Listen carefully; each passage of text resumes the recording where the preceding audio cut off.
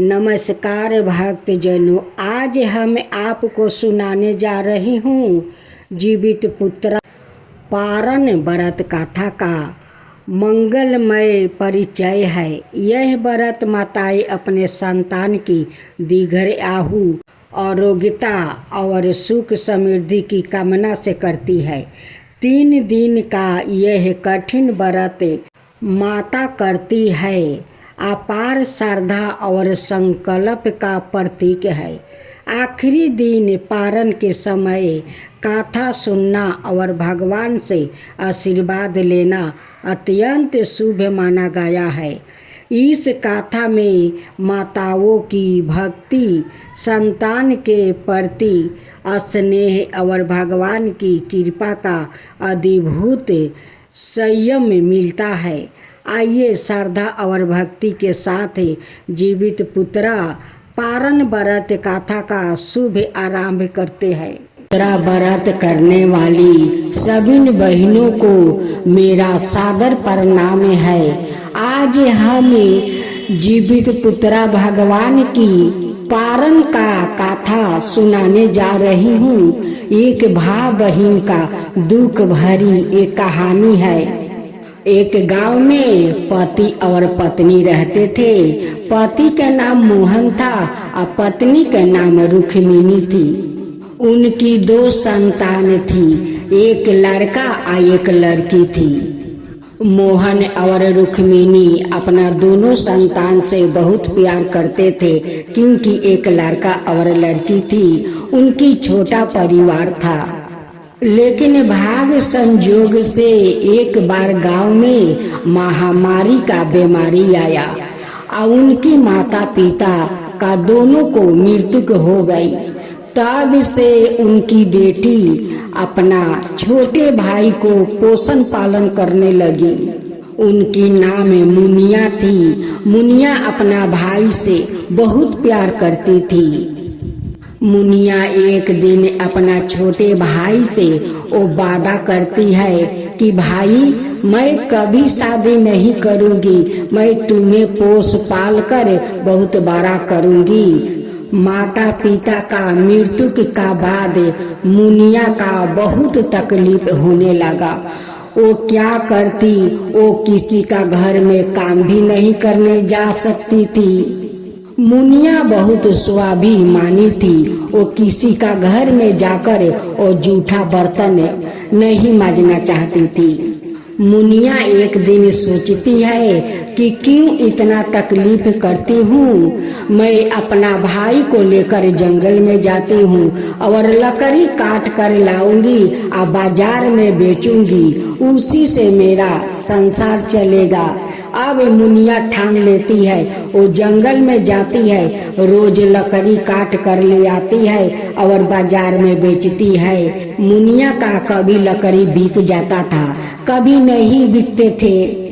मुनिया अपना संसार जैसे तैसे चलाती थी, अपना भाई को पोषण पालन करती थी। देखते देखते जीवित व्रत आ गया।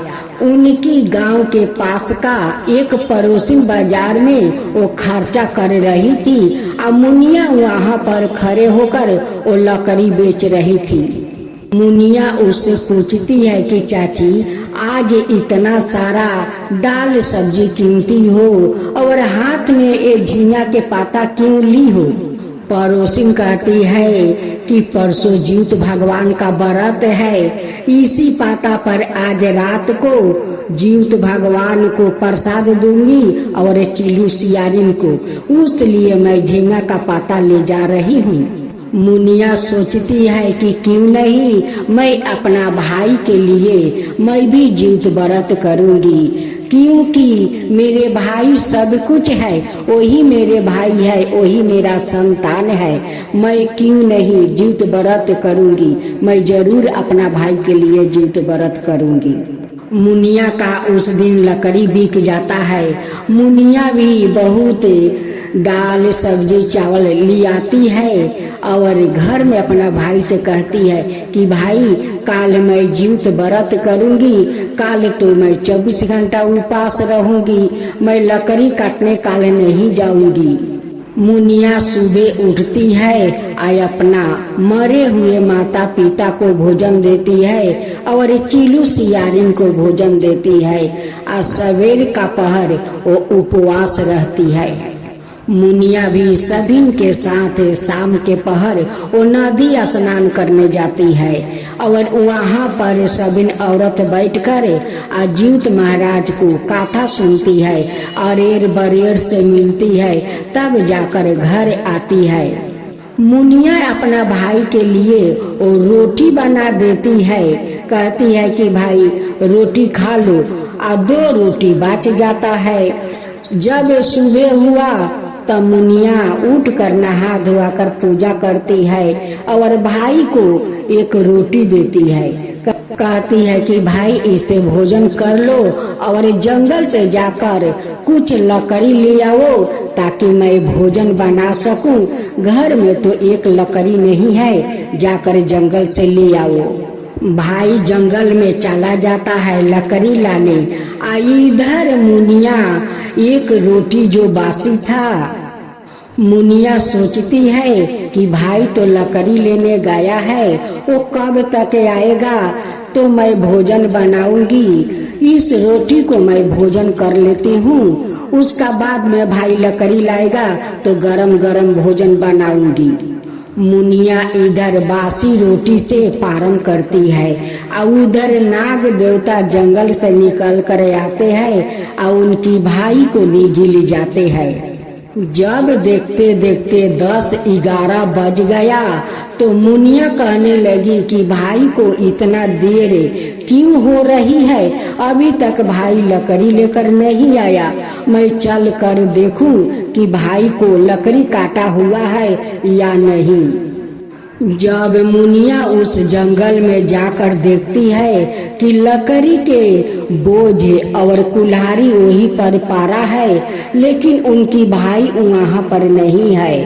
अब मुनिया उस जंगल में वो चिल्ला रही थी कि भाई तुम कहाँ हो, भाई तुम कहाँ हो, लेकिन भाई को तो नाग निगल कर उसी जंगल में बैठा था।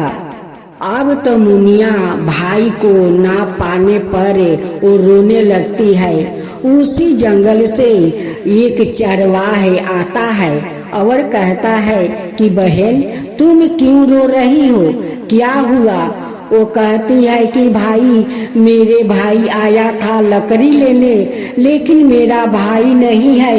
यहाँ पर लकड़ी का बोझ है, कुल्हाड़ी है, लेकिन मेरे भाई नहीं है। न जाने कहाँ मेरा भाई चला गया। मैं तो काल जीवित भगवान का 24 घंटा उपवास किया था, आज पारण था, उसलिए मैं लकड़ी लेने नहीं आई। भाई को पेठाई कि भाई जाओ लकड़ी लेकर आओ तो मैं भोजन बनाऊं गरम गरम। वो चरवाहा कहता है कि बहन अभी तक तुम पारण नहीं की है। वो कहती है कि नहीं भैया, मैं बासी रोटी था, एक रोटी मेरे भाई भोजन किया था और एक रोटी से मैं पारण की थी। वो कहता है चरवाहा कि बहन तुम तो बहुत बड़ी भूल की हो, इसी भूल के कारण तुम्हारा भाई अदृश्य हो गया है। मुनिया कहती है कि मेरे भाई कोई भगवान है कि वो अदृश्य हो जाएगा, लेकिन जो चरवाहा था वो कोई चरवाहा नहीं था, वो साक्षात जीवित भगवान वो चरवाहा का रूप धारण कर उनके पास आए थे। चरवाहा उनसे कहते हैं कि बहन मेरी माँ एक कहानी सुनाती थी कि एक महिला थी, वो जीवित भगवान का व्रत की थी। वो व्रत श्रद्धा भक्ति से किया, लेकिन पारण के दिन वो बासी चावल से भोजन की, उसलिए उनकी बच्चों को नाग निगल गए थे। फिर 1 बरस तक वो इंतजार की, उसका बाद जीवित भगवान का व्रत आया। वो फिर व्रत श्रद्धा भक्ति से की और गरम गरम भोजन बना कर वो पारण की थी। उसलिए नाग देवता उनकी बच्चा को वो निगल दिया था। एक कथा मेरी माँ कहती थी, शायद तुम्हारे भाई के साथ वैसा ही हुआ होगा। चरवाहा उसे बुझा कर उनके घर भेज देते हैं। कहते हैं कि बहन रो मत, अगले साल फिर जीवित भगवान का व्रत आएगा, तब तुम श्रद्धा भक्ति से व्रत करना। अब पारण के दिन गरम गरम भोजन बना कर तुम पारण करना, शायद जीवित महाराज तुम्हारा भाई को लौटा दे सकते हैं।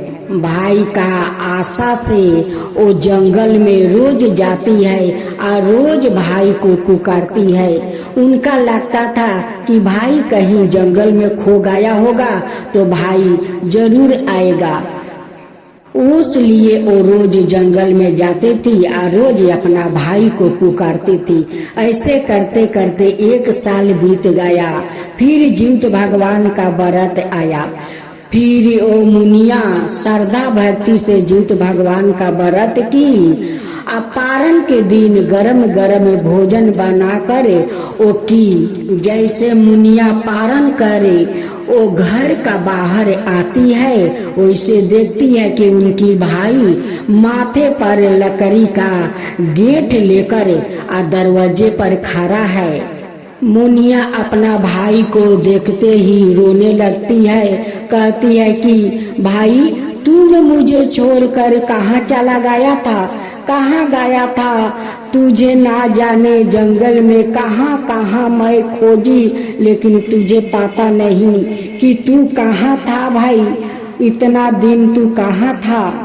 उनकी भाई कहता है कि दीदी जिस दिन तुम लकड़ी लाने के लिए भेजी थी उस दिन मैं लकड़ी काट कर वो बोझ बानी घर जाने के लिए, उससे एक बहुत बड़ा सांप निकला और मुझे निगल गया।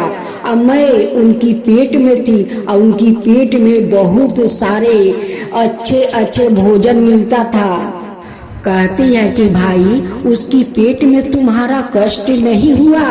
वो कहता है कि नहीं दीदी कोई मेरा कष्ट नहीं हुआ, मैं तो आराम से भोजन कर रहा था, अच्छे अच्छे लड्डू पेड़ा मेवा सब कुछ मिल रहा था।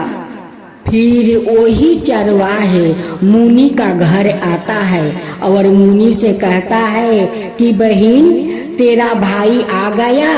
वो कहती है कि हाँ भैया मेरे भाई आ गया, वो लकड़ी के बोझ लेकर वो घर आ गया।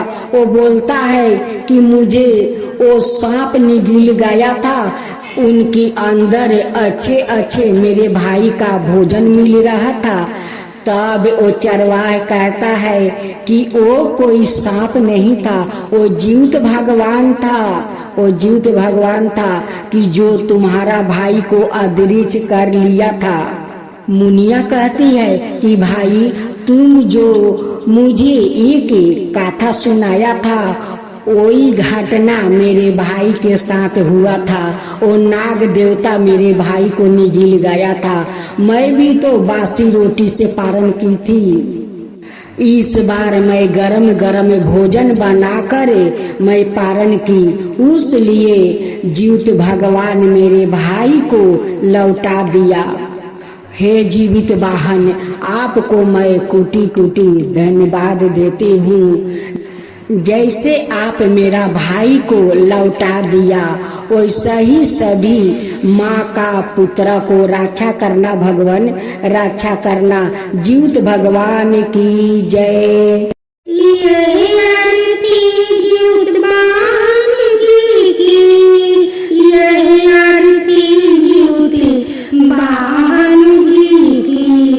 संतान सुखदायिनी जीवित बाण जी की, भक्तों जन की राखो लाज, भक्तों जनों की राखो लाज। सुख संपत्ति दियो सभी काज, सुख संपत्ति दियो सभी काज। संतान रक्षा करो भवानी, मंगलमय कर दियो जीवानी, मंगल कर दियो जियानी। दूध फल अर्पित करो सेवके, भक्ति कर सब जन निष्कपट करो। घी बाती जले और धूप बरसे सुख मिटे सब कष्टे। रूप है जय जय जीवित वाहन जी की, जय जय जीवित वाहिनी माता, जय जय जीवित वाहिनी माता, जय जय जीवित वाहिनी माता।